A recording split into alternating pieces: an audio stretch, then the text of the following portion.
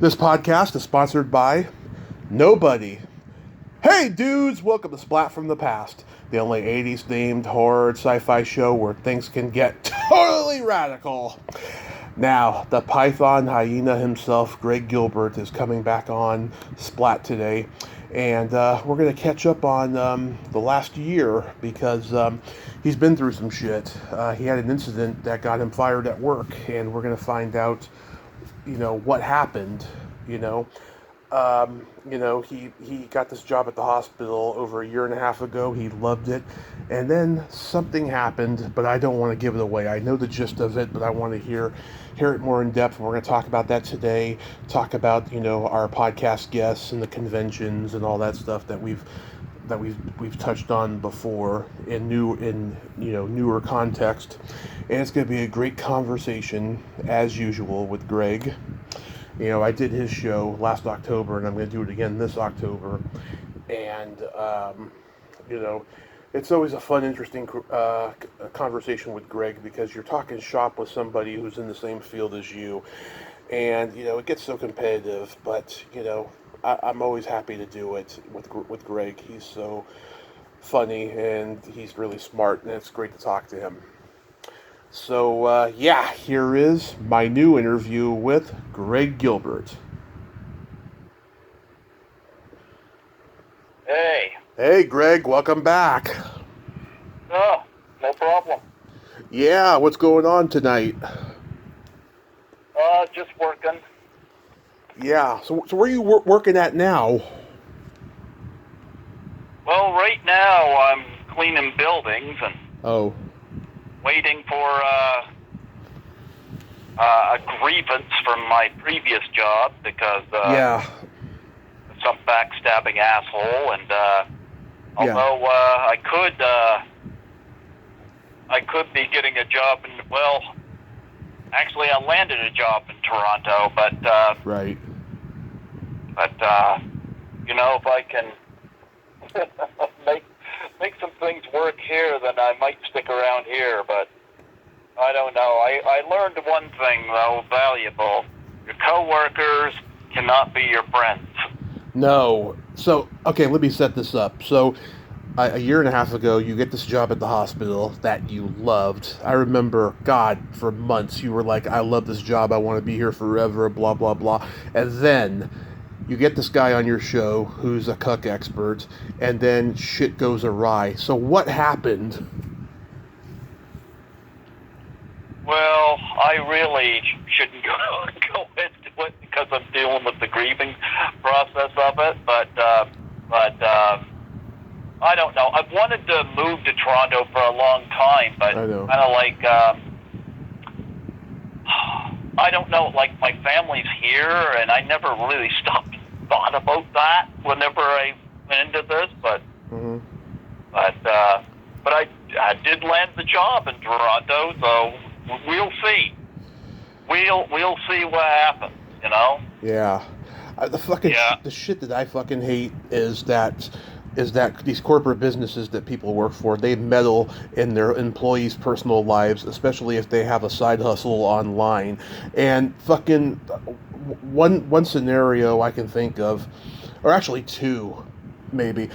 Back in 2012, I met this girl that was a customer at Michael's Arts and Crafts where I was working, and we had a nice conversation while I was helping her, and she told me her and her husband had just moved to town and stuff, so we became fast friends. We started hanging out. Everything was good. In 2019, I asked her to come on the podcast, and she said, sure, but we have to keep it G-rated because I work for the government now. And I'm like, it's not their fucking business, and shit. It's not like you're giving me classified fucking top secret shit, so they're not going to care if we talk about fucking sex or whatever that we talk about when we're, hanging out and shit. And she's like, yeah, I know, but I don't want to lose this job. So we ended up not doing it. That's one instance. Then another instance, this girl that I've been friends with for over 15 plus years, who I knew in the bar business, she wanted to come on and talk dirty but she wanted to do it anonymously, like a mystery guest, and I was not comfortable doing that. This is like 5 years ago. I was like, no, I'll pass, because I want authenticity, no bullshit, without getting the fucking corporate fucking businesses, involved in pleasing those assholes, Yeah. Ugh. Well, I don't know. Like I said, I liked my previous job, and but I'm not going to get into the details about everything that happened, I don't think the Raymond Fletcher interview directly affected everything, but certainly didn't help matters. But nonetheless, I think work and your social life should be separate, and I think people out there need to mind their own fucking business. And I agree. And I learned that the hard way. But I'll say one thing: my attendance, my previous job was perfect, and I know I did an 18-hour shift on one of those as well. Like I can tell you right now, I was a good employee. Yeah. I just got myself in a bad spot where things were said that shouldn't have been said, and I lost my temper. That's pretty much what comes down to, and I said some stuff I probably shouldn't have, but when you got antagonistic assholes around, well, that happens. I didn't handle it well, but that's what happened. Yeah. So tell me about this guy that you interviewed, this cuck expert, because I've spent time with a few of them. They're not exactly the neighbor you want to have coffee with. Some of them are fucking off. Some of them are twisted. Like, what was this guy like? Oh, Raymond Fletcher was great. Like, I reached out to Kathy Kay from what was that anonymous podcast? Strictly Anonymous. Strictly Anonymous podcast, and I asked her about it. And I remember I listened to her Raymond Fletcher interview, and I don't partake in cuckolding, but I find it deeply fascinating. Right. Right. Especially the mindset of guys that actually get turned on by seeing their wife or girlfriend with another person, and it's really strange to me because I think the first time I ever touched base on that was when I heard Howard Stern was interviewing, I don't know whether it was a stripper or a porn star, but I know the question was, what's your husband or boyfriend think of this? And I was kind of surprised that the answer was not negative. And I don't know, that never left me, But nonetheless, I never partaked in it myself, and yeah. I find it deeply amusing personally, but nonetheless, I wanted to interview some people that were involved in that scene, and she put me in touch with Raymond Fletcher, and he was a terrific interview guest. Had him on for, it must have been over an hour, and I got his cockle Bible in the mail. I haven't really read much in it, Yeah. But I had it in there for showcasing, and yeah, it was interesting. But I don't have a girlfriend, so I'm not like. And who's to say I would partake in it, But yeah. But I like it how there's people out there, and I won't mention names, but people out there that like to insinuate that, create drama in your work life. But I won't get into that. Yeah. That's cool that you got to do that, though. Have you asked Kathy to be on your show? Because I had her on last month. I haven't reached out to her yet. I should, yes. Yeah, just so you know, when she does Zoom, she'll have her head covered because she wants to remain anonymous. But when I had her on, it's audio only, so she was a little upset that her voice came out the way it did because I had some phone issues the last couple of weeks that I was up in Reading before I moved up here to Modesto and stuff, right? But she's still pretty friendly with me. though. Yeah, well, she can do audio on Zoom with me if she wants to. It doesn't bother me any. Yeah. Zoom became very, very convenient for me when lockdown happened. So Right. now I could just do my interviews at home. Like right now, I'm just sitting at building at work in a chair doing this one here, because Right. I could just finish off cleaning after, Yeah. You've very, very lucky to have the side job when I did. You've learned a lot in the last year and a half. With first with the 13 Fanboy shit. You turned 50. You lost this job. You lost your dad. I mean, do you think you're going through a midlife crisis in any way? Probably. Because I feel like I'm having one. I just turned 40. My dad's free. Dad was a believer in God. Right to the end, so I envy Dad. He's free. He's with Christ. I saw him the morning before he passed, so I had some nice closure with him. Mm-hmm. I don't know. I never thought of it being a midlife crisis, but shit, maybe. Yeah, I loved your review on 13 Fanboy. That was brilliant. You know what? I'm still very fucking bitter about that, Yeah. Because it's like, I put $3K in that movie, and Jason Bradford has nerve to say to me, well, why can you get special treatment like it? It's a suicide and depression challenge, fucknut. He's a bully. Just say no, But I'm under the impression if Debbie Sue Voorhees just wanted everything to fucking be about her, Mm-hmm. The whole situation, I don't even know what her problem was with Carrie Yates and how she got shit on through all of this. Carrie Yates is lovely. Mm-hmm. But, Carrie Yates made a suggestion that, when you advertise this in the UK, it might be cool to do this with me because, I'm a UK citizen. And I guess that didn't go over well, because I guess it meant that Debbie Sue wasn't the center of attention. At least that's what I'm getting out of that conversation. But no, I took the movie, I put it underneath my car, drove over it, and then backed over it, I'm getting so sick and tired of the shit that got dumped on me.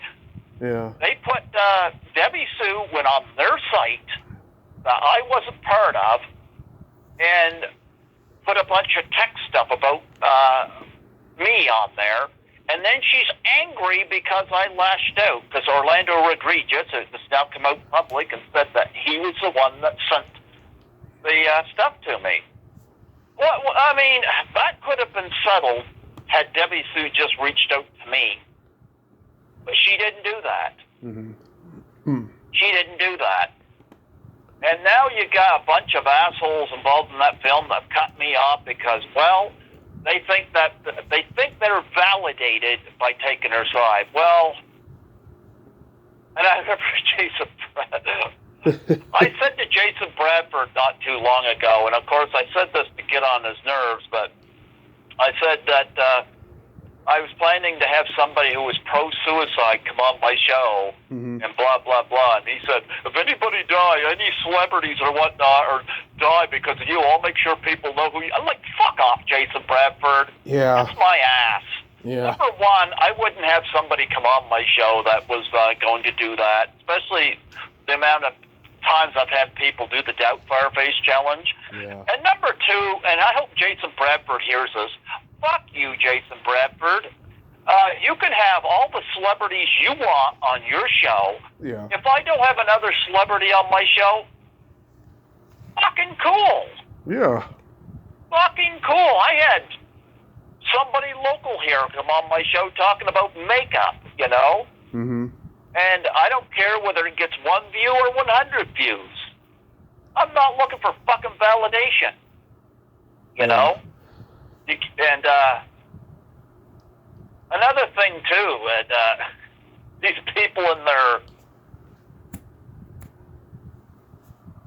that suddenly, and I noticed this with his channel, it's got so many, like in the 4Ks and subscribers now when they didn't before, and I thought about that recently. I had somebody approach me and say if I gave him money, they would have me more subscribers. Well, I talked to my brother about that, and he said, no, they're called bots. Yeah. Bots are not real. It's going to make it look like you got a bunch of subscribers, but they're not real people, and they're not views. Yeah. So I bet you that's what's gone on here.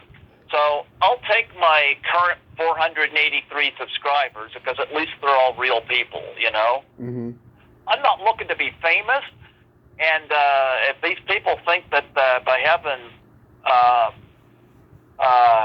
what they call more subscribers makes them better than me, then so be it. Yeah. And, you know, if Jason wants to go around and tell all the celebrities not to do my show, go ahead. Yeah. Go ahead. I don't fucking care. You know, I had a life before the podcast, and I'll have a life after it. Yeah. So there you go. If he thinks that by shutting people down from doing my show makes him happy, go right ahead.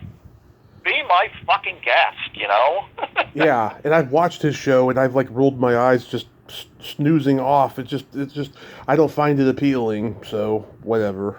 Well, Orlando Rodriguez did me a favor. He let me know what Debbie Sue and company really thought of me. Yeah. And this whole thing with Judy Aronson was completely... First off, it's funny. I've had Tracy Savage on my show 4 times. And Tracy has no issue with me. She's the one I had the crush on. Yep. And she's not at all bothered by me. I don't know what validates them to say that Judy Aronson's suddenly threatened by me. Like, are you fucking kidding me? They love to ignore the fact. Debbie Sue and Jason Bradford love to ignore the fact that Ted White gave me that info, both Judy's and Kane Hodder's. I don't have their numbers anymore. But, you know, Debbie Sue was in a position where she probably could have connected us peacefully. She chose not to because, I don't know, I guess the drama is better for her. But I don't know. I did this whole suicide and depression thing, and it got viewed negatively for some fucking reason. And I didn't even nominate Debbie Sue. It was Scotty McCoy that did. But I ended up getting viewed negatively for it, you know? Yeah. So I pretty much all but disowned 13 Fanboy. Yes, my name's on it, my picture's in it, fine, you know? Otherwise, I'm not wearing the T-shirt at any cons anymore. I'm not bringing the tote bag, you know? Yeah. I don't think I need to plug it anymore. Adam Marcus knows I'm a good guy. Yep. Bobby Heckman knows I'm a good guy, you know? And there's lots of people out there involved in this industry that know that I'm a good guy. And if I never have Judy Aronson on my show, fine. You know what? I had Ted White on twice. He was glorious. He spoke very highly of her. It's just too bad, you know, we couldn't have come together peacefully, you know. And I feel bad things happened between me and Debbie Sue the way they did. But you know what? In the end, I don't care, you know? I didn't stalk anybody, and I'm getting tired of the drama that came out all about 13 Fanboy. And I laughed last year when I was in Toronto for Frightmare in the Falls because Terrifier 2 came out. Yeah. That was a film that did exactly what 13 Fanboy did, except that Terrifier 2 was fucking successful. Yep. So there you go. And I suppose they're going to blame the fact that 13 Fanboy didn't do well on me. Oh, it's Greg's fault. It's Python's fault. All his fault. He couldn't stop stalking people. Yeah. I don't care. I don't care. Anybody that knows me knows the truth. And for those that don't want to hear it, fuck off. Right. Oh, boy. Yeah. Who are you currently trying to get on Python's Paradise that hasn't responded yet? Oh, gee. I've been so wrapped up in a possible move to Toronto that,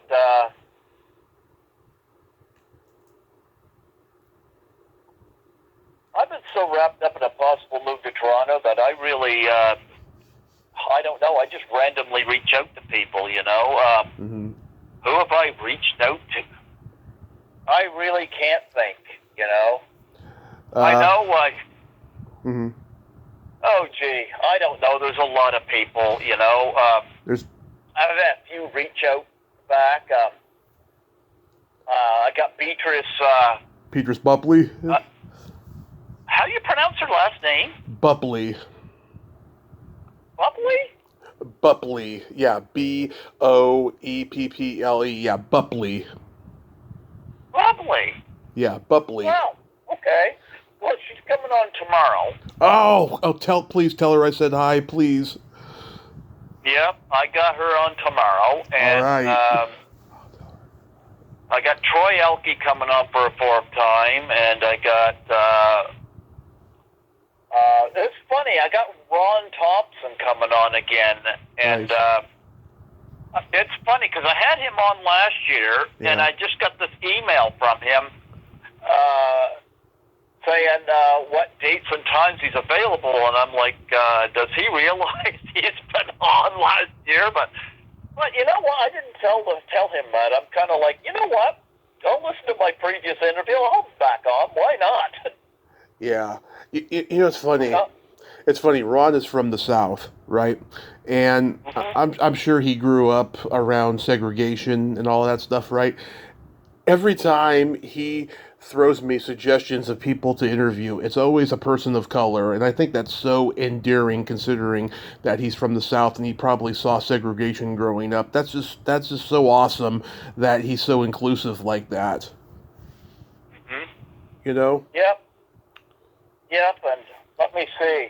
I know I wanted to get Tommy Chong on the show. I haven't heard back from him yet. Oh, you will. You will. That guy will pretty much do anybody's podcast. Even if it's somebody's first interview, he'll do it. Yep, I haven't heard from him. Let me see. Who else? I know there's people you've thrown my way that I haven't heard back from, but they're not coming to my mind. Oh, I'll throw some names. Greta Blackburn. Yeah, I'd like to get her because I really like Yellowbeard. Yeah, same here. She had some good anecdotes about James Mason in that movie. Yeah. I had Jackie Joseph come back on, right? And I told her about you, but you know, she's 90 now and she's got a sickly husband, you know. I mean, I can't guarantee, you know, she's going to respond, but hopefully she will, man. Yeah, I'd like to get her on. She's a legend. I was one of the very last, if not the last, to interview Dick Miller. Who played her husband in so many movies. I can't believe Lainey didn't just give me a lousy half hour with Dick, and then she came on the show, and she was just so meek in that interview. And then when I met her, she was just so mean to me. I don't know what's with her. I really don't. I don't know. I've had pleasant exchanges with her, you know. Yeah. I thought interesting she was in The Graduate, so that came up in conversation, you know, but... You haven't asked her back? Not yet. I could. I suppose I could. You know, she's with what's his name now, Jonathan Hayes, who played Seymour in Little Shop of Horrors. You know, I met him and Jackie in 2019. You know, I'm sure if you ask her back, she'll bring him. You know, I mean, he's getting up there in age, but I'm sure he would do it with her. Well, why not? Yeah. Why not? Yeah. But yeah. But, Yeah, I've done 50 interviews so far this year, and we're not even halfway through. They were some of my highlights this year, but yeah, the past year has been rough. You know, like it's just been rough. You know, Dad passing away, and situations with work, and luckily I've never gone without work. You know, so I'm kind of overworked at my current job. So yeah, but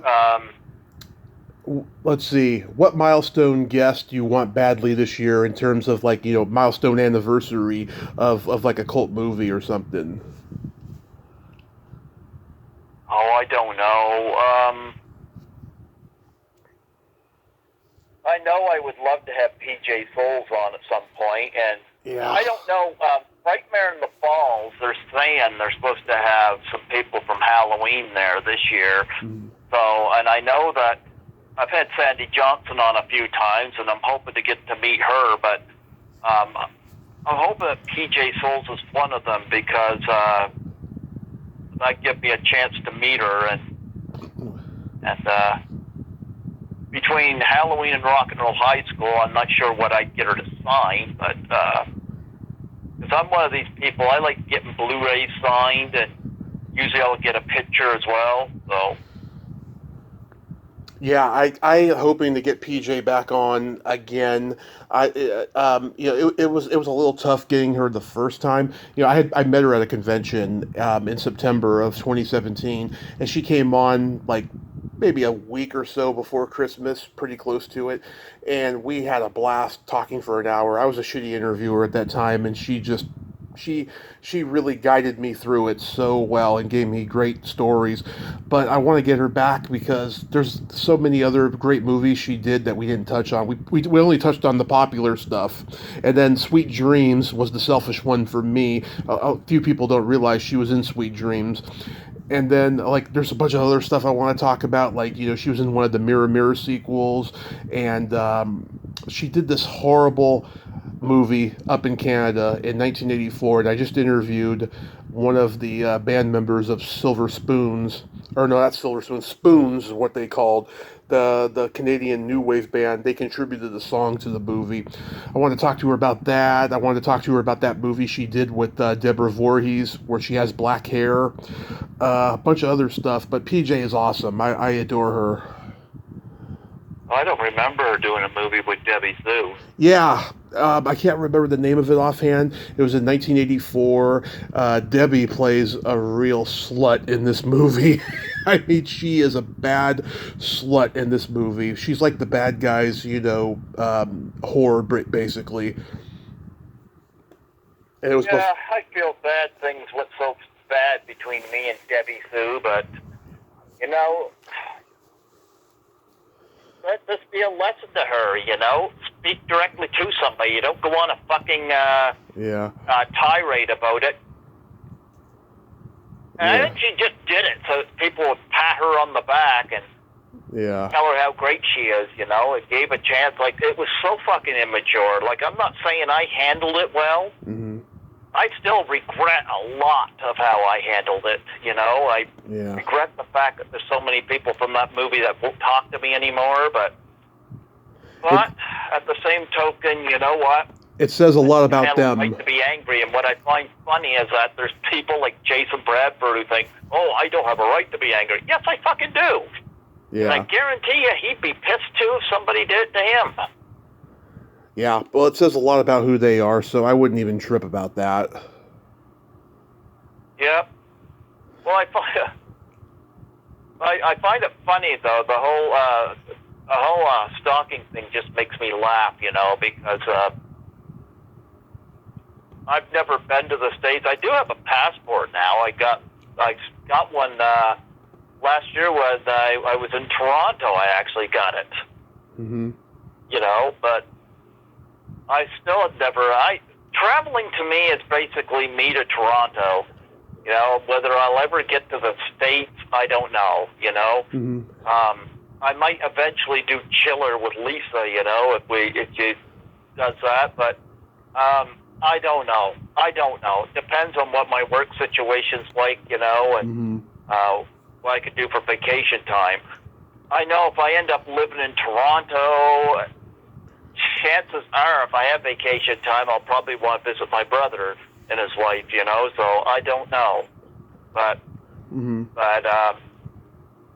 I know at Frightmare in the Falls this year, they got a Friday the 13th Part 4 the Final Chapter reunion, and I just kind of laughed that Judy Aronson wasn't on the list, and I'm like, oh, gee, is that my fault? Is that my fault? Oh, God. I don't know why Judy liked me and why she's been so good to me, but like, it's weird, it's really weird. But I'm also keeping a distance, I mean, I'm being respectful and what have you, right? But like, yeah, I mean, I don't want to like invest any friendship or anything because the whole thing seems fishy to me. Well, I find it weird, like she said on Cameo she'd do the Doubtfire Face challenge, and then a year later when I reached out about it after COVID was clearing up, suddenly she has a change of heart. I'm wondering what happened there. I don't know whether it was a Debbie Sue thing or what the story, because I remember I posted the Cameo at the time on the Debbie Sue sheer horror thing, and I don't know whether she was saying stuff to people, and why would she? Like, why is it okay to do the ice bucket challenge and not this? Oh, that's right, because I'm not famous enough. And really, Tommy, what this comes down to is I'm not famous enough, so I don't count. And that was what I got out of that.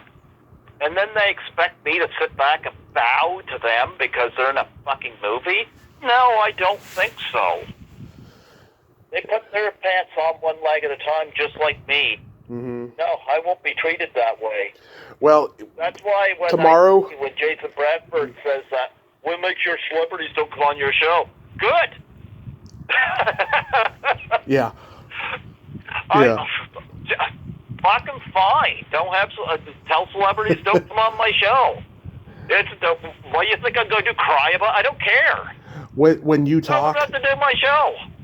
Right. When you talk to Beatrice tomorrow, be sure to bring up the bullshit of the horror community and the convention scene, because she posted that status the other day, and it is so refreshing to see something so authentic like that coming from someone of her magnitude in the horror community. So yeah, make sure you bring that up, man, because it'll be a great part of the conversation. I'm going to bring that up because she said something that was really interesting. She said that people have told her, don't become friends with fans and blah, blah, blah. Right. And I thought about Debbie Sue when I heard that, and I thought about Judy Aronson when I heard that. Yeah. Because I'm like, I'm friends with Lisa Langlois, you know? Yeah. So, I mean, this fall, the plan is I'm going to be doing another con with her. So... Yeah. I'm friends with Lisa. I'm friends with Nancy McLaughlin, Yeah. And there's a few others that I am friends with. Apache Ramos is friends with me, There's people that I'm friends with. And here's the thing. I like what Beatrice said, because she was saying, why treat these people like they're so much lower than you, Right. And it's almost, and this is what I got out of 13 Fanboy, it's almost like there's a certain deal where certain people are supposed to be better than others because they're in the movie or whatever, Okay, but... I don't look at these people as being better than me. And I loved what Beatrice brought up in her live feed. She said, she mentioned cleaners even, which is something I've done. She said, we need those in the world. We need these people in the world. This job, this job, this job. We need them. I loved how she did that. It tells me Beatrice has her head on straight. But yeah, I gotta tell you. Go ahead. 13 Fanboy. Do you know how many people I've interviewed from that movie that nobody knows? Yeah. A lot. Yeah. And I never deemed them any less important than I did any of the stars in the movie. Right. Yeah. So, when I hear somebody go, oh, we'll make sure no stars get in your show, fucking good. You know, me and Terry Bolo, we have these wonderful conversations, both recorded and not recorded. And, you know, she tells me when she was a teenager coming to Hollywood in the 60s, you know, she would see huge, iconic celebrities on the street corner, and people would just be talking to them, and they would just give everybody their time. No ego, no arrogance. They were so fucking humble. They were so nice, right? And, you know, she's been on movie sets in the last decade, and there's none of that anymore. You know, it's just there's fucking hierarchy, and there's all this bullshit that's just so evil. She cannot believe how far it's come since, you know, when she was coming to Hollywood in the 60s. Well, I've told her, I said, well, you know, when you go to a convention, which she doesn't do conventions because she doesn't get asked, sadly, but when you go to a convention, you know, the celebrities and the actors, the celebrities and the fans, they interact just like the celebrities did with the fans back when she came to Hollywood in the 60s, right? But there's still a lot of that element of, you know, Beatrice's friends in the Elm Street franchise or wherever else that's still doing the hierarchy thing, you know?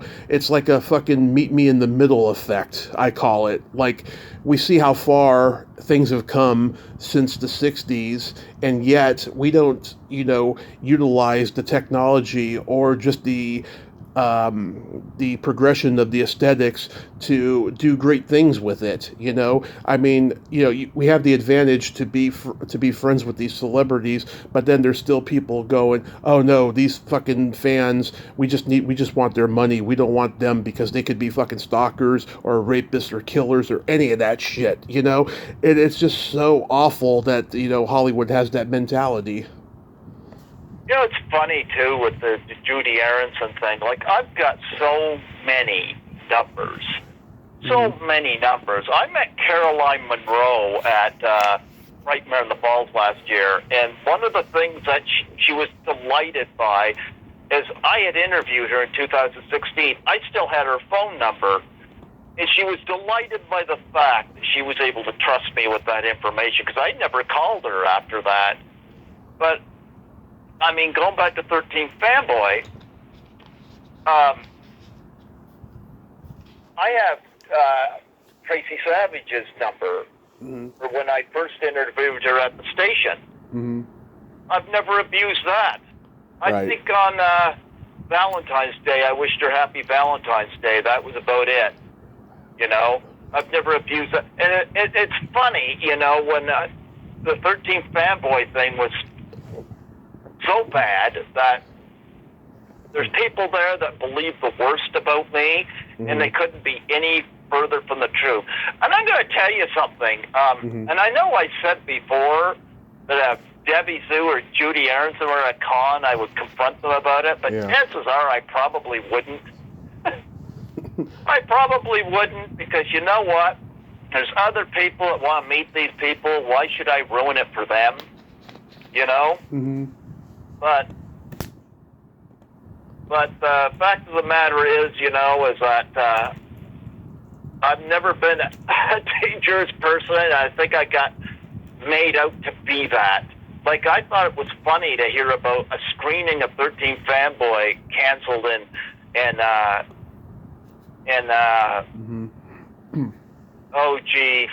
Blairstown or something like that because of, quote, quote, my actions.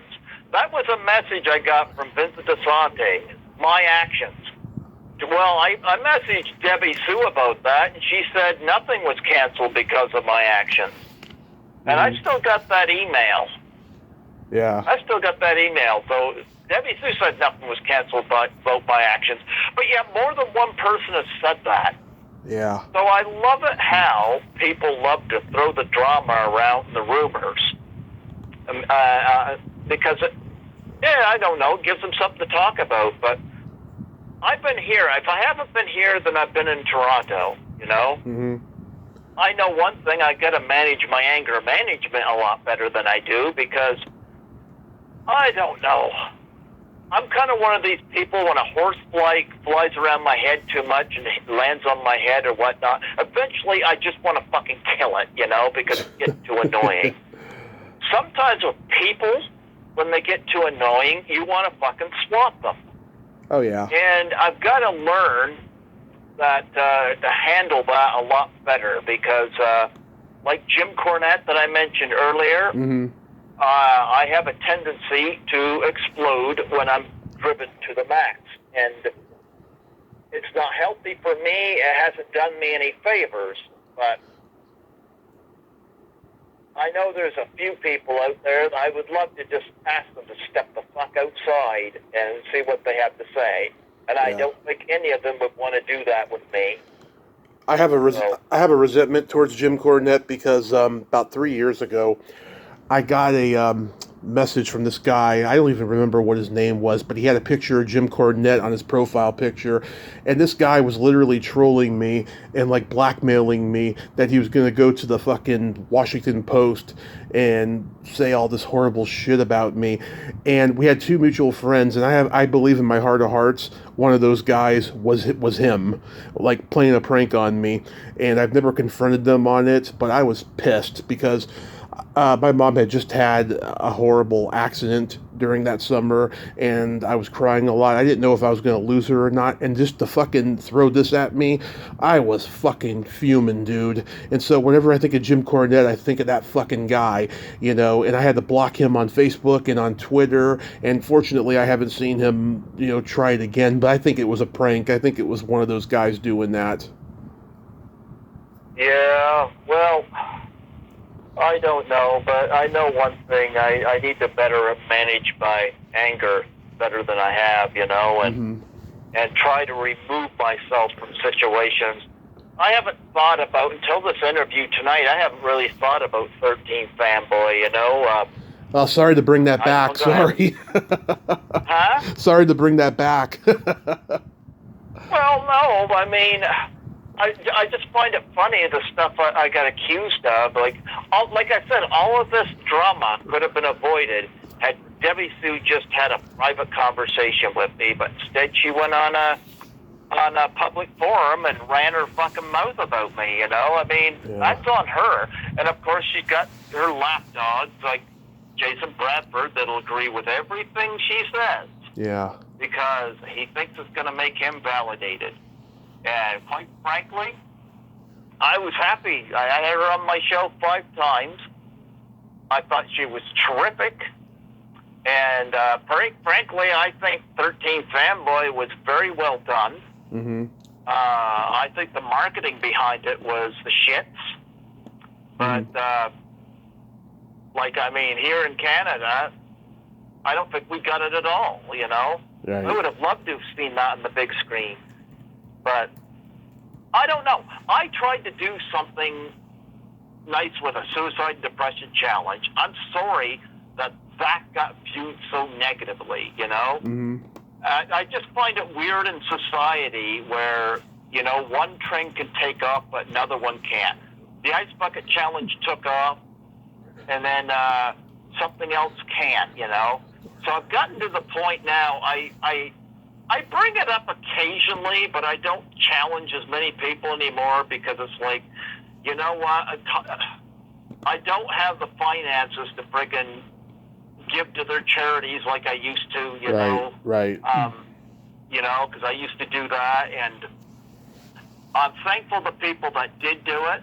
I find it funny that people that were part of Desperate Souls, they had no problem doing a group one for it, but no,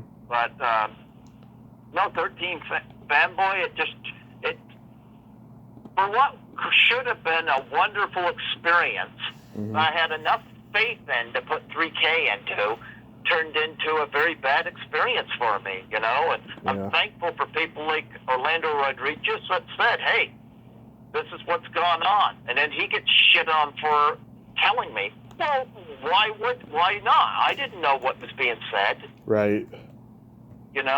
So, but I'm glad that there's even some higher profile people that, even from that movie, that still talk to me, you know? Yeah. Tracy Savage does not see me as a threat, and I'm grateful to that, you know? Deborah Sullivan doesn't see me as a threat. She was in that movie. Yeah. Adam Marcus doesn't see me as a threat. So I think it was just a lot of drama and, you know? Mm-hmm. Yep. That's cool. Yep. Yeah, let's not dwell anymore on the 13 Fanboy shit because it's not worth it. I'm happy not to. Guess who accepted my friend request today?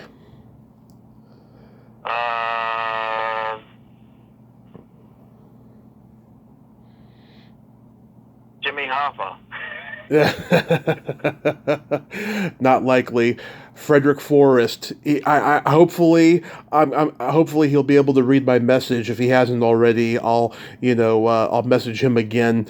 I'd love to get him on here and talk about his career and talk about Valley Girl and all that. Oh my goodness, I'd love to talk to him about Apocalypse Now and Valley Girl, but especially Apocalypse Now. Oh God, he did so much. Favorite war movie. I love that film. He was Lee Harvey Oswald. I mean, he's had a huge career, that guy. Yeah, I'm so glad that you got Beverly on recently. Oh my God, I want Richard France from the Crazies, but like every time I message his page, he only reads the message and doesn't respond. Yeah, that's what it was like with Judy Aronson the first couple times I messaged her. Read it, no response, you know? Yeah. Like, you know, I don't care. Beverly Washburn was wonderful, and she put me in touch. She sent 4 other emails to me of child actresses, and one of them, Cynthia Pepper, got back to me. Yeah, I gotta get in touch with her. Yeah, I gotta get in touch with her. She gave me Jeannie Russell's email, you know, from The Birds and Dennis the Menace, and she never got back to me, but she did somebody else's podcast not too long ago. Hopefully I'll get her before the year is out. Yeah, she gave me 4 emails, and when she emailed me recently, she said, I guess 2 of them haven't seemed to responded to me, and she hasn't heard anything, and one of them, I forget who it was, doesn't like to do podcasts, I guess, so. Who? Cynthia Pepper was fine with it, so. Who? I wonder who that was. I can't remember their names off the top of my head right now, you know, but they were all female child stars from back in her day. And can't be Sharon Baird. She's been on here twice. Yeah. Yeah. So we talked a lot about Spider Baby, you know, and yeah, and yep. So we were supposed to talk. Privately last week, but I got super busy. I'm going to try again this weekend, and I'll tell her you said hi. Oh yeah.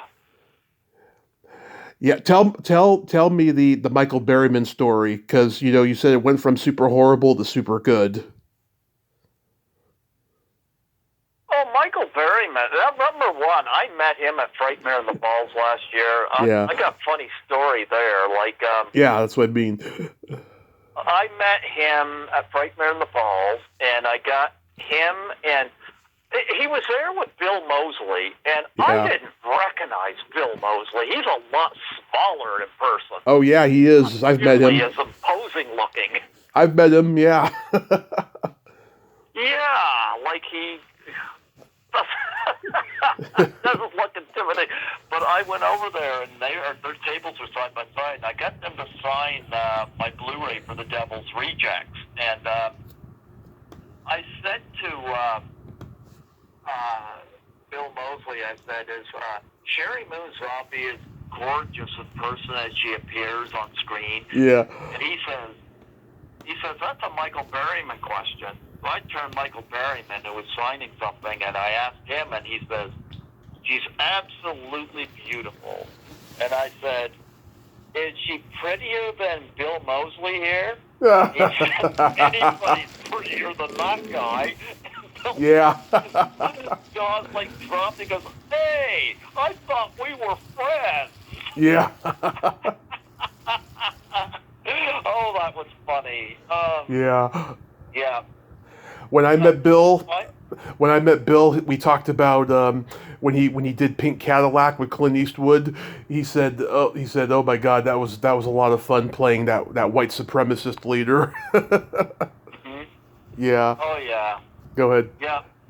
But I always think of him from Devil's Rejects because I think it's the greatest film that Rob Zombie's ever done, and so much different than House of a Thousand Corpses, but no, last year I must have met about 20 out of the 30 guests, and Yeah. I went way over budget, and I got to tone that down because financially it can be devastating. Right. But because that's why I love Horrorama. Horrorama will have about 10 to a dozen guests, and they'll Right. get some good guests, they'll get some lesser known guests, and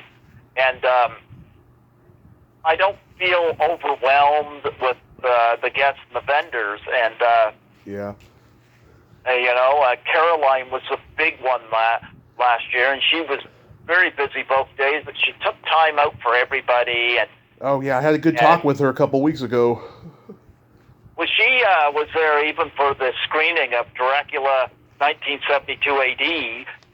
She was at the screening of that, and Tom Matthews, he was another big guest, and Lisa and Leslie were there for a screening of Deadly Eyes, and it was nice seeing Leslie again, and Lynn Griffin and Sean Sullivan there, and of course assisting Lisa again was fun. I love Horrorama. Yeah. Love Horrorama, but I don't think it's going to happen this year because they would have announced it by now. Because I think they lost. I'm assuming they lost money on it last year, but Yeah. because it's just a small group of people that put that on. So, but Nightmare in the Falls is a lot bigger, and I think the sponsors are a lot bigger, and that's why they're able to bring in more guests. But Yeah. When I met I don't know. They've got about 8 people announced right now, and I just kind of survey it in the back of my mind who I'm going to see and who I'm not, Yeah, when I met Beverly last year, it was at Creatures Con in Oakland, California, and the promoter, Lord Bloodraw, that's the name of his persona as a horror host. He told me yesterday when I saw him at that con I went to, he said, "We're done with that con because last year the attendance was so friggin' low," and it was low. It was like a post-COVID attendance, and he said, "We're done. We're done with those cons, but we're gonna do screenings for classic creature feature movies." And this August they're doing the 55th anniversary of Night of the Living Dead, and they got John Russo coming. Judith O'Day was scheduled, but she canceled just recently. But I'm gonna try to go to it because I have this good condition VHS tape that needs to be signed. The cover is in good condition. I want John Russo's signature on it. I met him once before and I interviewed him, but I didn't get an autograph, so I'm gonna get it. I met him at Horrorama 2017, but I've never had him on the show. Mm-hmm. Well, I gotta be honest with you, Greg. He's a little bitter, so if you do get him, be prepared. Okay. Yeah. He's a nice guy, but he's just so negative at times. Yeah, that first con for me brings a lot of memories because, like I said, I'd never traveled before, and it ended up being a glorious experience, And Mm-hmm. that was a great one. I had John Russo was, of course, there. Lisa and Leslie were there. Carol Didier was there. Ashley C. Williams from Human Centipede was there, and oh my goodness, Vernon Wells. Yep, Vernon was there. Yep. Oh, there were so many cool people. John Harrison was there. Yeah. And I know those first 2 years I went, they did movie screenings, and I saw effects there for John Harrison, and I bought the Blu-ray off his table and got him to sign it. And let's see, what else did they go? I think what else they screened there. I forget. I know the second year I went, they screened Wild Beast and Absurd. And I got those. Wild Beast was so corny. Absurd was graphic, but I enjoyed it, you know. But, yeah. But, no, I had a lot of fun at those, but they did some screenings last year, like I said, that Caroline and Lisa and Leslie were in attendance for as well. Yeah, I always have fun at those, and they're a lot of fun, a lot of memories. I try to do some videos when I go there. Yeah, the kid from Robot Monster was at Monster Palooza last week. I was so sad that I didn't get to meet him, but I found out he's on Facebook. I'm going to reach out to him, and shit, he's got to be at least 80 by now. Yeah, that's that. I don't know if you remember the Cars video for You Might Think. Oh, yeah, I don't remember it. They're in the movie theater and they're watching that movie, and Rick Ocasek turns into the Robot Monster. So that's what that movie was. Yeah. Yeah. So yesterday, I go to that con, and I meet James Balsamo. And we post for that picture where he looks like he's grabbing your balls. You said. And he was a nice guy. He was a nice guy, interesting. He was doing a contest thing where he was trying to get people to buy something, and then they get a cameo in his movie or something like that. And then so I'd meet Dante and Randall and Jay. They were nice guys, but they were more chatty with the girls than the guys. You know how it is. But they were cool. I liked them. Clint Howard was a nice guy. I got to meet Eagle Bauer with a gray beard and a Cheap Trick T-shirt. That was awesome. So I meet the fake Jason from Friday the 13th Part 5, Dick Weand, his wife. I met him at Frightmare in the Falls last year. Yeah. Yeah, I meet his wife. She's like a sweet little old lady. She was kind of flirty with me, and she's like asking me questions. And I left the table after the selfie without the autograph, and she was looking for me probably for a good 10 minutes, and she found me and gave me the autograph, and I thought that was so nice. And my only regret is I forgot to go back to the table to thank her again, because that brought a tear to my eye that she did that for me. She was very nice. I remember her too. I never did get Dick on the show because I heard he doesn't do social media very well, so. I'm gonna try. I'm gonna try this year. And oh god, so here's a heartbreaker. So I meet Nick Castle, and Sean Clark is there with him. And somebody else. So Sean Clark was just there hanging around, and he was talking to people. So I didn't get to go over and talk to him. But Nick had a handler who was a woman, and so I got 2 posters signed. My most prized possession of the Halloween poster I have, signed by him and PJ Souls, and then this brand new Last Starfighter poster I had, and I lost that poster. I don't know what the fuck happened, but I lost it. But at least I have my Halloween poster, because if I lost that one, oh god, I would fucking explode. Oh wow. Yeah. I'm not too bummed. I'm bummed because I spent money on it, but at least I got the Halloween one, because that was mandatory. This is the original Michael Myers. Fuck Tony Moran. It's fucking Nick Castle. I met Tony Moran. He was pretty cool, but Well, yeah, we're not going to go there. Fucking, the whole thing with Nancy Ann. I love Nancy. Oh, Nancy Ann Ritter's awesome. Yeah. Yeah. Yeah. I worry about her, no doubt, but just, I hope she knows what she's doing. That's all I can say. Yeah. But no, I am looking forward to doing Frightmare in the Falls. Right now they've got Craig David Dowsett from Winnie the Pooh, Blood and Honey announced. I just interviewed him, and I interviewed Natasha Tessini from that film. So I've interviewed a couple of people from that, so I'll definitely go meet him.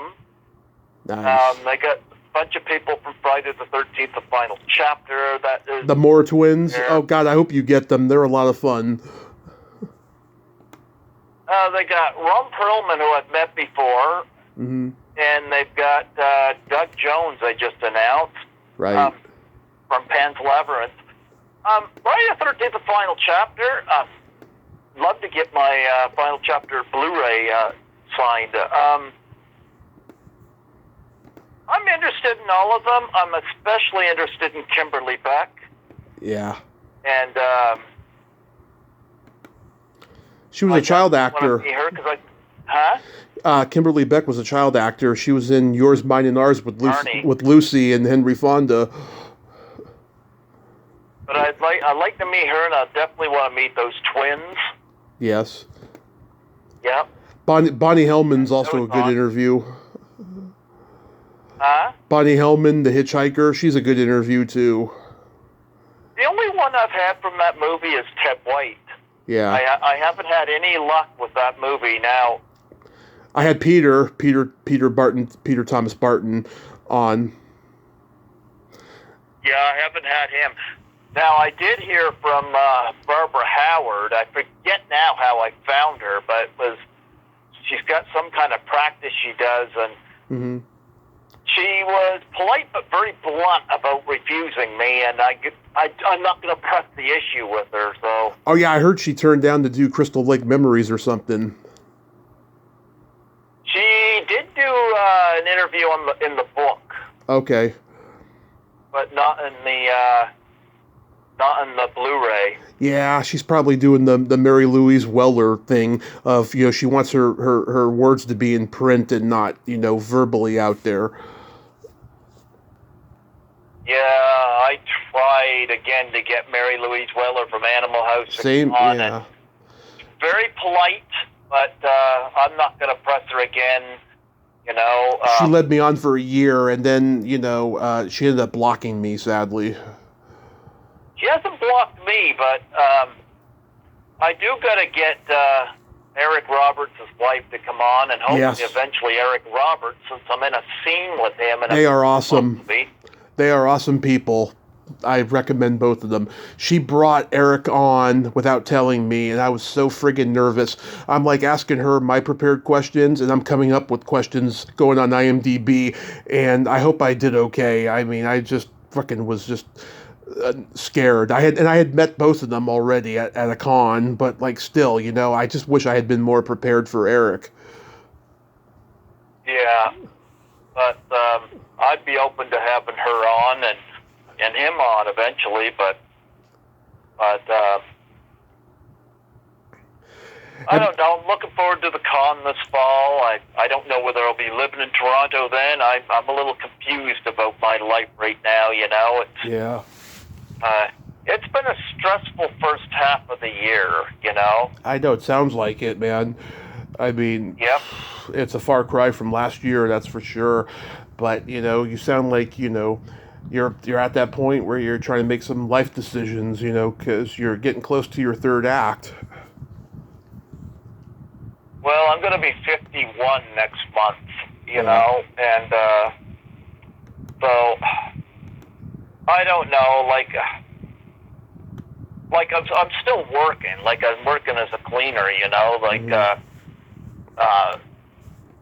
but I'm not making the same kind of money, it's just that I just need to learn better how to deal with situations that piss me off, Mm-hmm. That might have helped me better with the whole 13 Fanboy thing, to be quite frank.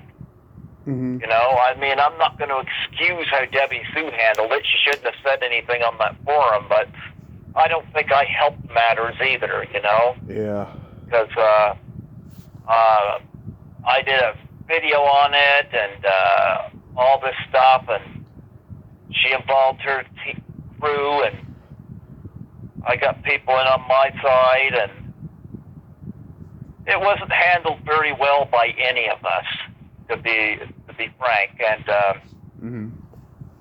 it's not exactly something I'm proud of, but what can I say? Yeah. Next year, I'll look back on this year and I'll be thinking, well, glad that's over.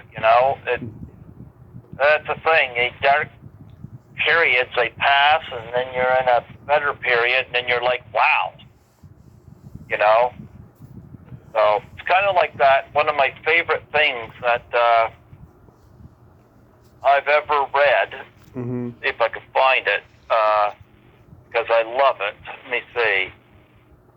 I'll find it here.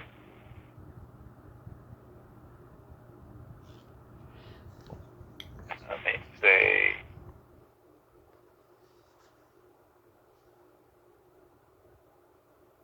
Okay, just a minute.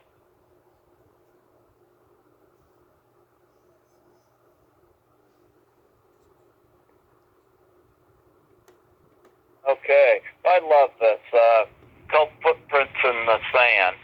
I'll read this because I love it. One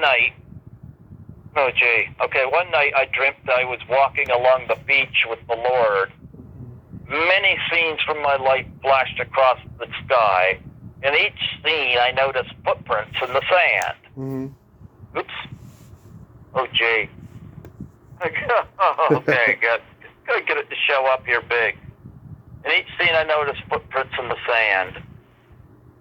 Sometimes there were 2 sets of footprints, others there was only 1. This bothered me because I noticed that during the low points, the low periods of my life when I was suffering from anguish, sorrow, or defeat, I could only see 1 set of footprints. So I said to the Lord, you promised me, Lord, that if I followed you, you would walk with me always. But I have noticed that during the most trying periods of my life, there have only been 1 set of footprints in the sand. Yeah. Why, when I needed you the most, you were not there? And the Lord responded, the years when you were in that, if I get this to blow up here, the year when you have seen only 1 set of footprints, it was then I carried you.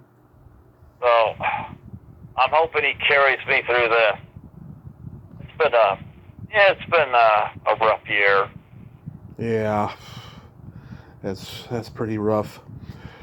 Have you had any guests? Have you had any guests lined up so far this year that you were excited about, but they flaked on you and never rescheduled?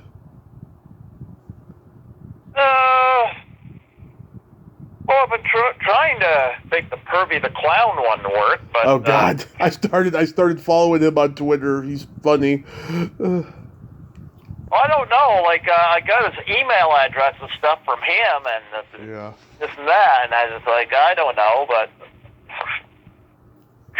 whatever.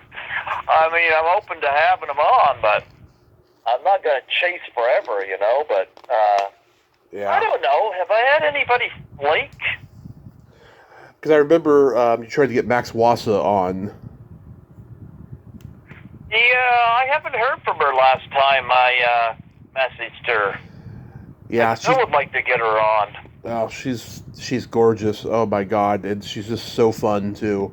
She's very, very, very nice, optimistic, sweet person. Yeah, I mean, I don't know. I mean, I can't right off the top of my head think of people that flake, but I usually concentrate on the ones that I get, which,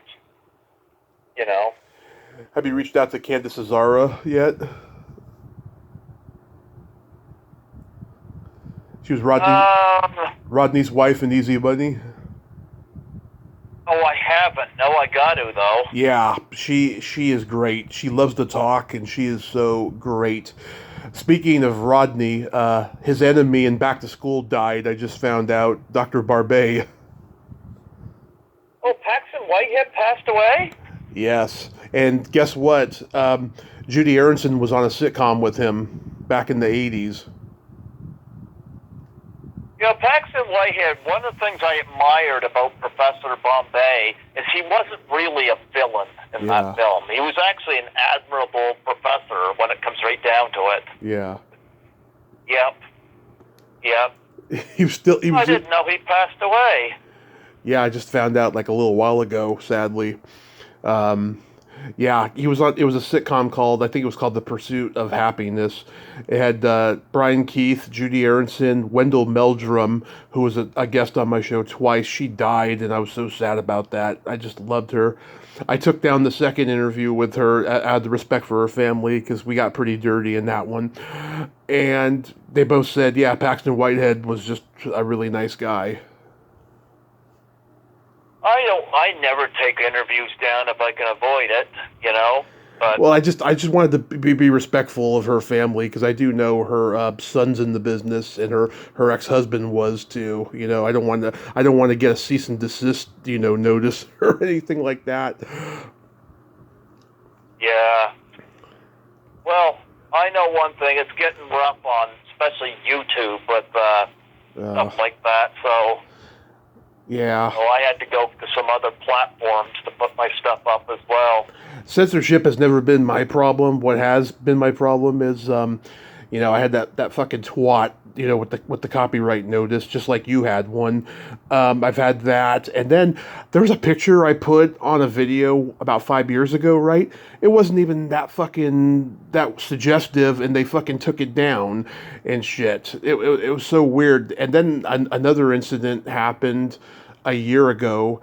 The episode wasn't taken down because they had changed their policy by this time. They just said, we removed the picture. Now you have to put another one on, and I did, no problem. I've had issues like that, but I've never had a censorship problem. Well, my interview with Chrissy Krueger got removed because of something to do with medical advice or blah blah blah, and I was like, really? What the hell? Apparently, there was a section where we were talking about the pandemic, and it was a very casual conversation. We weren't even given opinions, but it was just because the pandemic was going on. I was just, I'm here in New Brunswick, and she was where she was. I just asked her but the interview got pulled, and I was like, yeah, and so that's okay. I got a new platform. I'll put it up there, Yeah. Just like that other one there with that dipshit photographer. Yeah. Yep. He got angry because I used one of his Ray Harryhausen photos. I'm like, yeah, I mean, I wasn't making money off the interview, but that's okay. Yeah. That interview up on another platform, so fuck yeah. it, And by the way, are you paying his fucking family for that fucking photo, Yeah. Crazy. But, yeah, if it was me, I don't think I would get all upset if somebody used a photo of me to put on an interview that they did. But I don't care, Oh, I don't mind that, but I have a problem with my likeness in general being put without my permission. And I'll tell you that story when I come on your podcast, because that's a whole nother conversation. I got exploited back in like 2010 by someone I had gone on a bad date with, and I'll tell you that epic story when I come on your show. But yeah, I want permission, and I ask permission, especially if I see a picture that's like, I don't know, it looks like a personal photo, but not really. But I don't want to be too sure. I don't want to piss them off if I'm using a too intimate of a photo. You know what I mean? Mm-hmm. Yeah. So I'm careful in that regard, But that picture I used, it wasn't even it was a personal picture, and it wasn't a professional one that she took. I just can't believe she got bent out of shape like that. And I looked on her website; it wasn't even on there. Yeah, well, that seems to be the case. I know. But it's crazy. No, like the Chrissy Krueger interview was a good interview, you know, and that's okay. Like I said, I got another platform. There's more platforms than just YouTube, you know. So, you know, if YouTube wants to play that game, I can play that game too, you know. Yeah. Yep. I gotta get Icon on here soon. You know, I did his show back in February. Yeah, I like him. He's a good lad. Yeah. I think he was dealing with a cancer scare or something not too long ago. But, I didn't know that. Yep, but I know he's still active online. He put me in touch with a few people, especially from the adult industry. Yeah. So, I accidentally called him Scott, right? And there was this awkward pause from everybody. He was like, "No, I'm Icon. My name's not Scott." And I was like, and I just thought fast. I was like, "Oh, that's right. I'm sorry, Icon. You look like a Scott." That's all I could think of, because it was awkward. It was tense for a moment there, and when I listened to it later, I was like, "Oh God, I can't believe he kept that in." Oh man. But yeah, I gotta get him on soon. You know, it's just funny. I talk to Lisa Everett all the time, and she said to me recently, "Did Greg not like me? How come the interview isn't out?" And I'm like, he waits a year to send them out.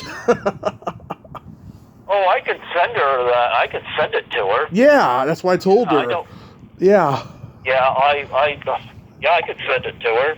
No problem. That's what I told her. Yeah, she was like, "Oh my God, did Greg not like me? Where is it?" Yeah. Yeah, that was another thing that Jason Bradford criticized me about, and this is funny because I don't look at what his podcast does. I have no idea who they've interviewed or nothing. But he said to me, he says, "Well, people have to wait a year to hear your interviews." I'm like, "How do you know? What are you, fucking spying on me?" Yeah. You know, then what's it to him whether they have to wait a year?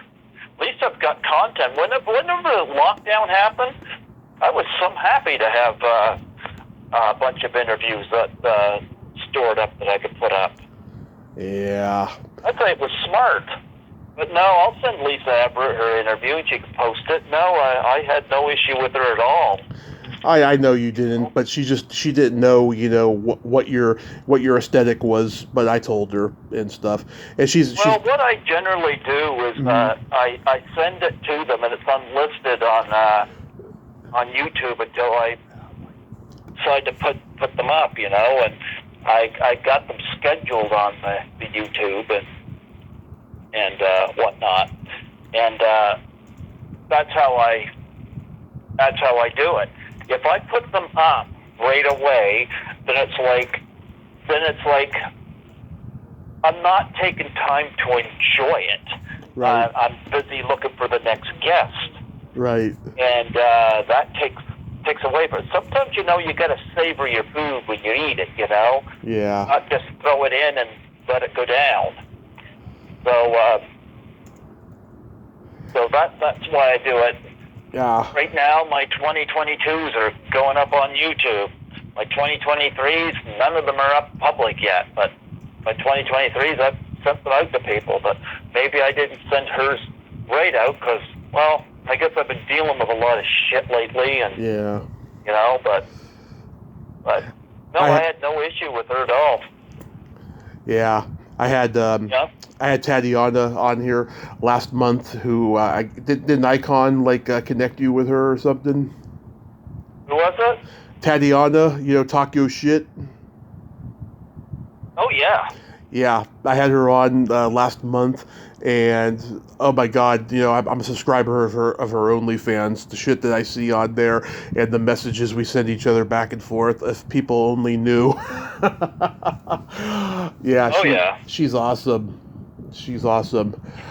So tell. I had her on. Yep, we had a great chat. Hers is not public yet, you know. And I had a great chat with her. It's just they get public whenever they want to, and I started listening. I started listening to her show because you had her on, and I was like, "There's something about this. I think I'm gonna like it," and I was right. And then, turns out, she had just become a fan of my show too, so she was happy to come on, and we talked, for almost 2 hours. It was a lot of fun.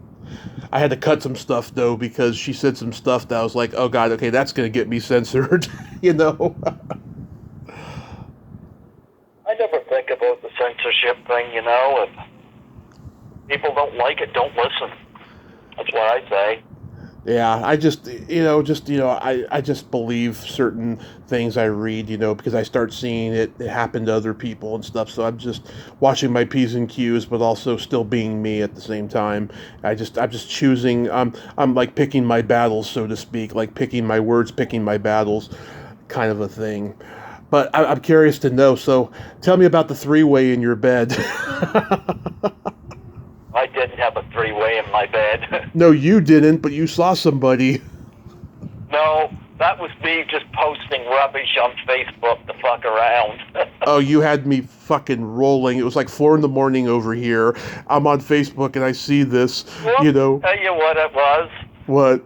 I was thinking back to my first interview with Tommy Wiseau, and I was like, I played it off like, there's a three-way going on. My mom friggin' called me and bitched me out over that. Like, I thought I taught you better than leave your apartment door unlocked. Mother, do you believe everything I post online? Yeah. It's like I don't leave my apartment door unlocked. Are you kidding me? No, it was something to do with Tommy Wiseau and the room, and, Yeah. I still find it quite amusing. That was my first interview, was with him. So. Yeah. Oh my God, that's crazy. Yeah, God, that just had me rolling, especially the part when you were like, "Did Skittles let you in?" Yeah. No, that was just me posting shit. Oh God. I find it funny. And this goes back to the whole work thing, Mm-hmm. How people... This is what I find about work. People from work really need to realize that there's a work life and there's a personal life, Yeah. And when I write stuff from my personal life, quit bringing it into work, Mm-hmm. And it's like, they'll see me post something, and it's like they think it's about them, or they think it's about the job. No, it's about me. Yeah. I'm not going to start shielding my page and stuff based on other people's expectations. Mm-hmm. I'm not a big fan of family films, so you don't see me interview a lot of people based on them. Yeah. That doesn't mean that I won't. Benji, you had Joe Camp on a couple times. What's that? You had Joe Camp on a couple times for Benji. I had him on 3 times. Yeah. But, because I really liked Oh Heavenly Dog a lot, which I'm probably... Same here. Who did. Yeah. But I really like that film, and I've had him on. I had him on 3 times, actually. Yeah. But I mean, I got nothing against. Like, I'm not going wholesome on people because they expect it. Right. If they don't like it, don't listen. Mm-hmm. I know on the platform that I'm going on now, there's a place where you can put whether the content is extreme or not. Yeah. A lot of interviews I put on that I know aren't extreme, Mm-hmm. but I put extreme anyway because just like on YouTube, it's not for kids. My stuff is not for kids. Same here. Yeah. Mm-hmm. Yeah. So, yeah, but... Have you ever thought about starting like a Facebook group of Python's Paradise, much like Deborah has her group with the the Jason franchise? I thought about it, and I just like, with me right now, like with work Mm-hmm. and other things going on in my life, it's like, do I really want to devote so much time to multiple things online? Yeah, like people go on YouTube or Spotify or whatever, and they can find Python's Paradise, you know. And I thought about it, and I was like, you know what? I really don't. I mean, I could. I don't know. I'm not putting a whole lot of thought into it, but I don't know. I'm not on Debbie's page anymore. I try to keep myself away from anything 13 Fanboy related because it just stirs my anger right now, and I'm trying to move away from that. And well, I don't think it's healthy for me, and you know. Yeah. Full disclosure, she hasn't posted anything anywhere since like March. I wonder what's up with her. Well, I wish her well. I mean, I don't. I mean, I think she's a fine filmmaker. I mean, 13 Fanboy was done well. It's just that I don't like the fact that she and I just couldn't have a private dialogue. Right. I mean, posting that stuff on an open forum. I mean, yeah, somebody sent it to me, the screenshots to me, and yet that makes me the villain. Yeah. Of course, you know, she's got these ass suckers there in the group that will completely agree with everything she says because they think they're going to get something for it. They think they're going to be validated because she's a quote-unquote star, if you can really call her that, you know? Yeah. Yes, she's going to have people come to a con and meet her, you know, but she's not a household name, you know, so... Yep. So, yep. Don't understand it. Yep. I mean, she's more famous than me. Yeah, I get it.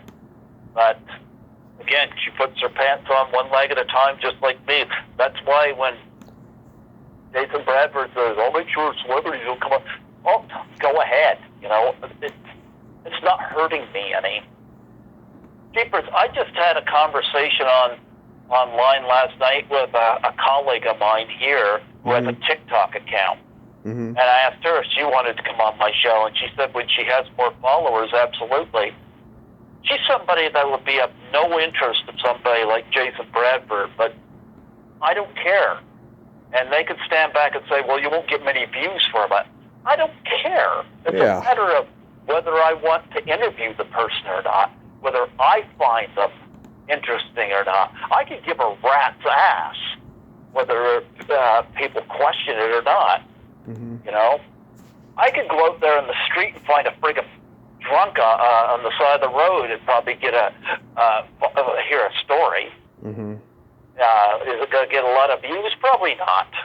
But I'm not looking for fame and fortune. I'm not looking to. That's another problem too. A lot of these people are just looking to make money off of. And one thing I have learned is that. A lot of these celebrities don't like people making money off them. Yeah. And I try to respect that. And because Lisa and I are really good friends, and I won't do that with her because it's never been about that. And I won't do that with anybody else. I figure if they're kind enough to come on my show and they're doing it for free, then I should not be asking for money for it. Now, if I did ask for money for it, I'd love to find a way where the guest could get a little piece of that. But I don't know how to do that, so... I don't want to monetize my show because I love helping people out, you know. I'm all about love and having a great conversation, you know, and let them know, you know, how much they mean to me. That's all I'm about. Oh, yeah. But I don't know what guests I'm going to be looking out for this year or who's coming on. I just kind of take it day by day. I know... the next 3 days, I've got 3 people coming on, and I don't know. We'll see from there. Yep. Yeah. That's going to be a good one with Beatrice. I'm looking forward to that one. If you want to send me like an advanced, play of it, I would love just to hear what she has to say about the convention scene for real. Well, I appreciated listening to her talk about that because, like I said, I agree. You got to watch yourself when it comes to fans, but that doesn't mean that fans can't be friends either. Yeah. Like I said, I'm friends with a few now. Yeah, and also too, some of these people are filmmakers and trying to get into the business. If you're an asshole to them, they'll never fucking cast you. Well, another thing too is that yeah, the mentality of some of these people, like you're beneath me. Yeah. That's the mentality of some of these people. You don't want to be friends with them because they're not at your level. And anybody that talks to me that way, well, I'm sorry, but beneath you in what way? What, because you're in a movie? Yeah, I don't understand that. I don't understand it, man. I really don't. But here, I got a couple jokes for you before we part ways here. You know the difference between an oral thermometer and a rectal thermometer? Do I dare ask? The taste. How can you tell if a gas station worker just had sex? How? One of his fingers is clean.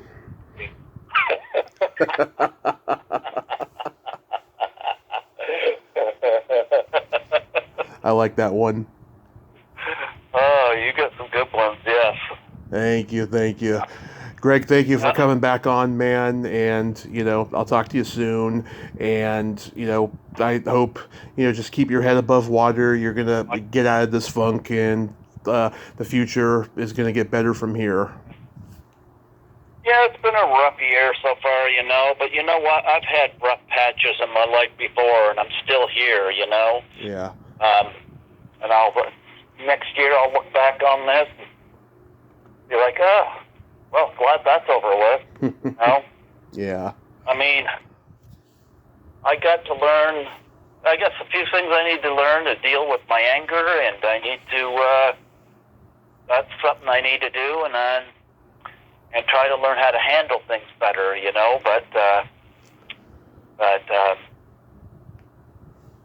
but I also think people really need to learn to mind their own business too. Yes. Yes. On the other end, people need to learn to mind their own business. And if people would learn to do that, there'd be a lot less trouble. Absolutely. How I see that. Mm-hmm. I totally agree. Oh, by the way, one last thing I wanted to bring up. Your 2020 interviews, do you know if they're going to see the light of day soon? No, Andrew hasn't put them up, but they will be on Spotify probably by the end of the year. Yeah. Scotty McCoy introduced me to Anchor and Spotify, and I don't have a lot of followers on there right now because I haven't had time to advertise it. That's why I don't have a Python's Paradise on Facebook thing, because I got so many other irons on the fire, so to speak. Yeah. But I did 30 interviews in 2020, and I started putting them on Anchor beginning of the year, and one goes public a day. Mm-hmm. And I know by the end of the year, the 2020 ones will be like in the middle of them going public. So yeah, the one with Dario Argento's ex, that's the one I really want to hear. Oh yeah, Daria Nicolodi. Yeah. You know what? I am so friggin' glad I got the story behind that. I know you told me that before. Yeah, she turned me down on Twitter before, and I just approached her again, and it was because I had met Lamberto Bava at Horrorama, and that was what helped. And it was a delight. That was one of those moments, like with Ralph Bakshi, where she came away saying, this was so much better than she thought it was going to be. Oh, I hear it all the time. So many people are skeptical of me, and then after it's done, they're like, "I'm glad I did it," Yeah, like that was my feeling with like Bakshi as well, but Daria Nicolodi was very apologetic afterwards, and because she had no idea. I was so glad to have her on. I want to talk especially about Deep Red, because out of all the Argento movies, that was the one I associated her best with, because I think that was her best role in all of them, but I loved her especially in that, and I was so happy to get her on the show, and when I did, and then she passed away that fall. So it was one of those Dick Miller moments where I'm glad I got her when I did, But yeah, that was fantastic. I got the interview. My brother is the one that puts them up on YouTube. It's just my brother has been so busy with stuff going on in his life, and so he hasn't had a chance. But I did 30 that year, and Daria Nicolodi was definitely a highlight. So was Tony Basil, and I'm trying to think who else I had on that year as well. But I did 30, and then lockdown happened and just fucked everything up. And I remember that was when I was trying to schedule Nancy Allen, and then lockdown happened. I was lucky to be able to correct that. Oh God, and, I wanted that interview so badly. I don't know why she turned me down a couple times, through people. I don't know what was up with that. And she canceled her appearance yesterday at that con I went to. Yeah. Well, I was very lucky. There's times I've been very lucky. I mean, I can complain. Yeah. Sit back and complain about the Judy Aronson situations, Yeah. But I can also sit back and say, you know what? I've been awfully fucking lucky, too, with a lot of people I have had, Yeah. I've been very fortunate to have the people I have had, and the connections. And I don't know why some people get connections and some don't. I don't know. I watched your one with Icon, and he said that some person that he was going to interview the day of said, "Hey, did the check clear?" I thought that was funny. Oh wow! Yeah, remember he said that? Yeah. Yep. Yeah. Oh my God, I'm gonna have him tell that story on mine. That's pretty funny. I never heard that. Well, yeah, go ahead. That's happened a few times where I don't mind giving to a charity to have somebody come on, but I don't like the idea of there's been a time or two where I have paid a guest a small amount of money to have them on. Like when I had Larry Zabisco on, the professional wrestler, asked for $100, and I said, sure. Oh, yeah, you told me that one, Number one, it wasn't a big deal, and number two, Larry Zabisco was a wrestling legend who main evented Showdown in Cheyenne, a steel cage against Bruno Sammartino. So, I mean, I was like, I was okay to pay him for his time. $100 isn't going to break me. But when you got people asking for $800 fucking for half hour, no, I'm not doing it. Yeah, and plus they're not going to give you a good interview anyways with that fucking amount of money. So fuck them. Yep. Like I've tried a few times to get people through charities. I remember reaching out to. I wanted to get Linda Blair on one time, and I offered to give her dog charity. It's not worth it. Well, again, whoever was responded asked how much money I was willing to do. I'm sorry, don't ask me that. Mm-hmm. Like, if I donate $50 or $100, be thankful. I can't donate my friggin' whole paycheck, to have you come on the show. And if she's going to be, if she don't like that, then okay. Yeah. I've gotten to the point now when I go to the conventions, I'll mostly I'll give top dibs to the people that come on my show. Mm-hmm. Because they've given me that time. Some of these ones that, give me the runaround, I'm sorry, but... I hate that shit. I really do. Yeah, I'm not going to go give you money and pay for a picture, or you just sign something, and it's I don't... It's not a matter of... me willing to have their autographs, but am I willing to let them have their picture taken with me? Right. It doesn't work that way, Yeah. Well, Greg, you have yourself a great night over there, and be safe. Oh, yeah, I'm about ready to close up and go home here in a minute. All right, man. You have a great night.